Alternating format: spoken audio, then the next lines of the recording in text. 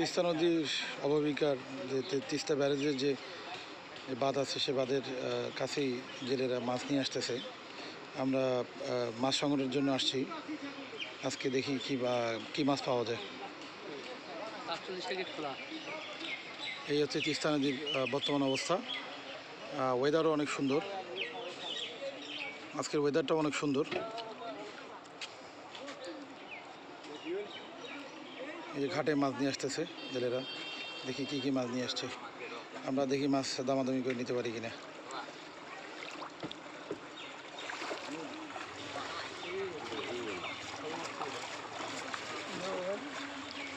এই যে তিস্তা নদীর মাছ চলে আসছে।